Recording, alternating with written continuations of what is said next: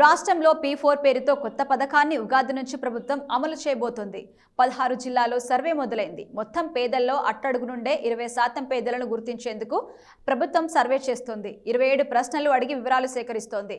ఇంటి యజమాని Aadhaar, phone number, TV, fridge, washing machine, AC, laptop, computer ఉందా, కరెంటు బిల్లు ఎంత కడుతున్నారు వంటి ప్రశ్నలు అడుగుతున్నారు. ఈ నెల 18 వరకు సర్వే పూర్తి చేయాలి. 21 నుంచి 23 వరకు గ్రామాల వారీగా సభలు నిర్వహించి వివరాలు వెల్లడిస్తారు. ఆ తర్వాత ప్రజల నుంచి ఫిర్యాదులను స్వీకరిస్తారు. ఉగాది రోజు P4 కార్యక్రమ వివరాలు కూడా ప్రకటిస్తారు. అయితే ఉగాది నుంచి P4 విధానం అమల్లోకి చేస్తామని సీఎం చంద్రబాబు ప్రకటించిన విషయం తెలిసిందే. అట్టడుగున ఉన్న పేదల సాధికారిత, వారిని ఆర్థికంగా బలోపేతం చేసేందుకు దీనిని చేపడుతున్నామని తెలిపారు. అయితే ప్రస్తుతం ప్రభుత్వం అందిస్తున్న పథకాలకు అదనంగా P4లో ఉన్న వారికి చేయూతనిస్తామని కూడా చెప్పారు. ముందుగా 4 గ్రామాల్లో P4 విధానం పైలట్ ప్రాజెక్టును అమలు చేసి 5,869 కుటుంబాలకు లబ్ధి చేకూరుస్తామని సీఎం చంద్రబాబు చెప్పారు.